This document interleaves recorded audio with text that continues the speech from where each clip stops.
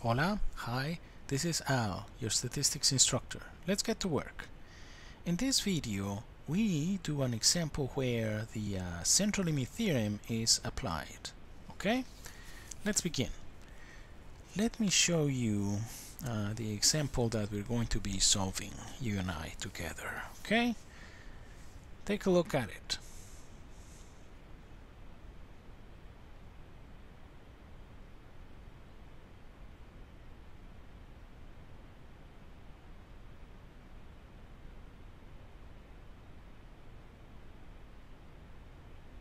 Got it? Okay. So, in this case, the random variable of interest is the average lifetime of a sample of 50 batteries, right? The mean. Okay? So, what do we know about the random variable lifetime of a single battery? Okay? What we know is that the mean is 54 months and that the standard deviation is 6 months. But that's it. That's all we know.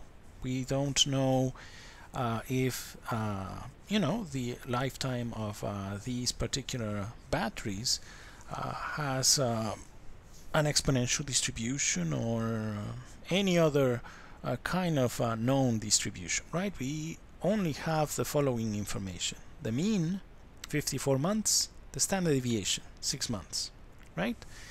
And well, there's this consumer group that purchased 50 batteries, okay? So we have a sample of size 50 coming from, these guys can be seen as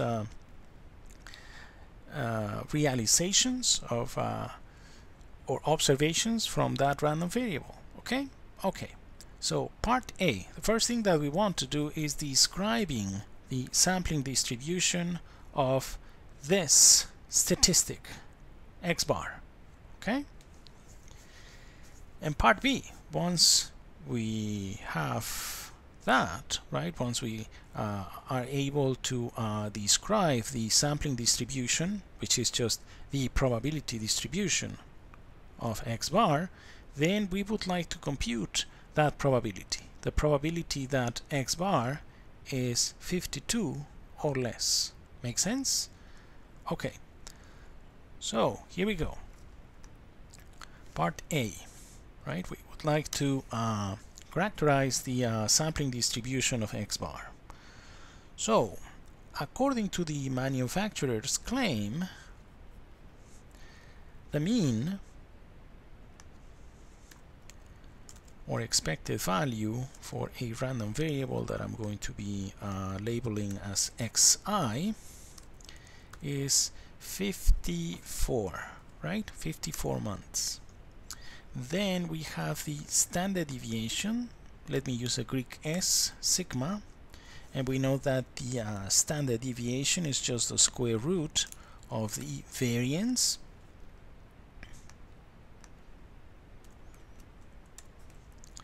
And that happens to be 6 months. Okay? Now, where that xi represents the lifetime of the ith battery. Lifetime of ith battery. Okay? Now let x bar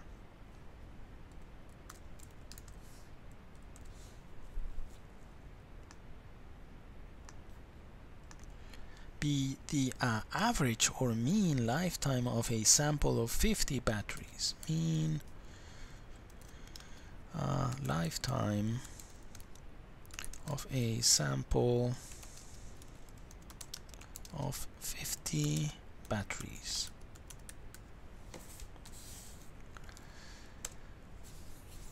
Now, here's where that very, very important result that we even provided a mathematical proof for, the central limit theorem, is going to be very, very useful. So by the central limit theorem,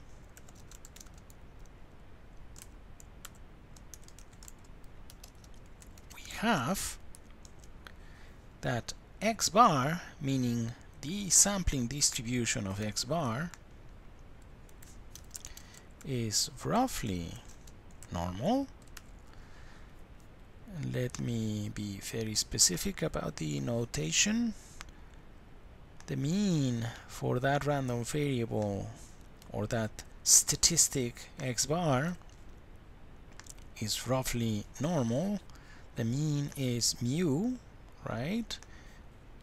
The mean for the random variable it comes from, for just if we had only one observation, and then variance is going to be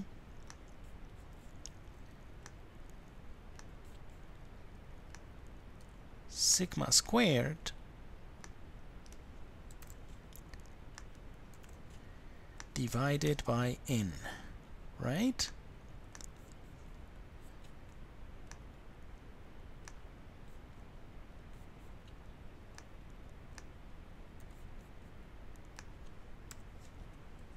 Make sense?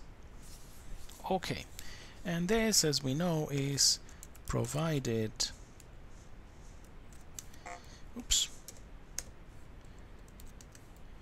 that n, the sample size, is large.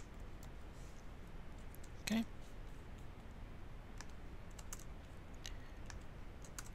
So in this case n is 50, so it's going to work well, right? The rule of thumb is that for most distributions 30 will give you a good approximation, so 50 should be good. Okay, so we are done with part A, right? Thanks to the central limit theorem, we were able to describe the sampling distribution of x bar. It will be roughly normal, and these will be the parameters. Okay, so and if you will, we could find these guys. Okay, so let's find the mean. The mean is 54, right? If we believe that the manufacturer is telling us the truth. And the standard deviation, the variance will be 6 squared, because it's the variance, this one here, right? Will be 6 squared,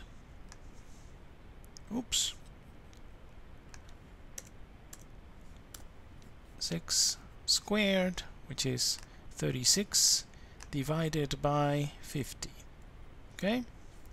Okay, so let me find it. 36 divided by 50, so 0.72. Okay, part B. Let's see, we wanted to find a particular probability.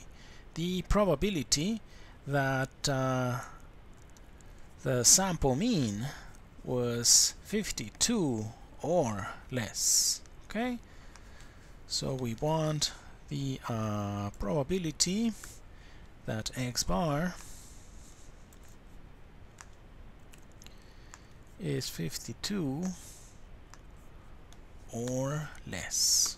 Okay, so probability that x bar is less than or equal to 52, right? So next step, well, since we know that x bar is roughly normal with mean 54 and variance 0.72, right, what we have to do is just standardize, right? So to standardize, what we do is we subtract the mean and divide by the standard deviation. So let me do this here with symbols. The mean is just mu, And in this case, the standard deviation is the square root of this guy. Okay, makes sense. Less than or equal to, let me do it with numbers on the right hand side. We want 52 minus 54, and then we want the square root of this guy, because this guy is the variance, and when you standardize, you divide by the standard deviation. Okay? Okay.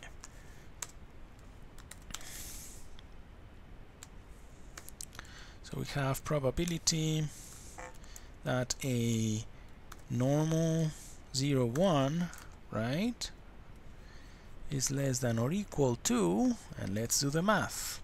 So 52 minus 54 divided by the square root of 0.72.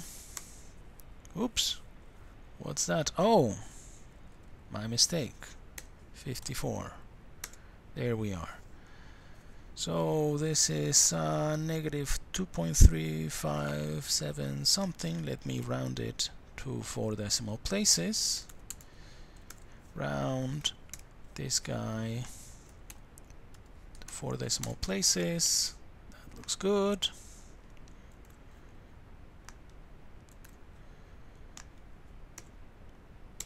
Okay.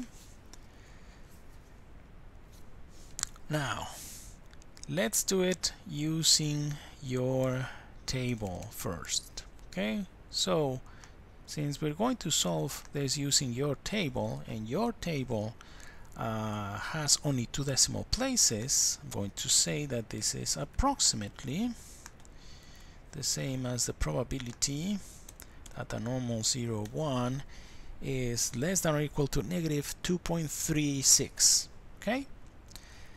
Now, bear in mind that your table gives you areas to the right, but since you know, normal distributions are symmetric, the probability that a normal 0, 1 is less than or equal to negative 2.36 is the same as the probability that the normal 0, 1 is greater or equal to the positive version, right? This is just by symmetry. The area on the left tail is the same as the area on the right tail. Can you see it? Just by symmetry. Okay? And we're doing this because you're using that table that you have in your textbook. Let's take a look at it. So it's page 848. Let's find 2.36,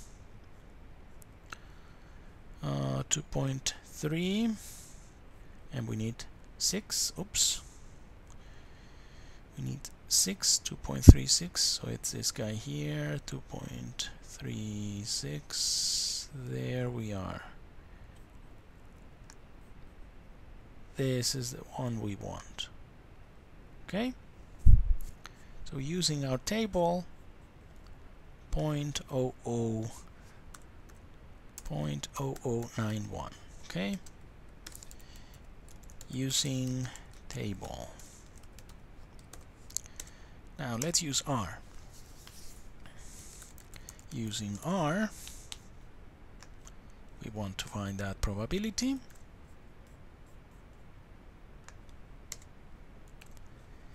And it's so much easier, right? Because we just want the area to the left of 52, right? Underneath the density curve. But we know that X bar has a normal distribution, roughly, with mean 54, and variance 0.72. Okay? So let's do that. So we have pnorm is going to help you evaluate the CDF. We want to evaluate the CDF at 52, remember? Okay, so if we evaluate at 52 and the mean is 54, and the standard deviation will be the square root of 0.72, right? That should be it. And then using R, this is the probability. So really close to the one that we obtained using our table. The only thing is that, well, there's a difference because we have to settle with well, we have to settle for 2 decimal places when we use our table. Okay, so let's summarize what we did here.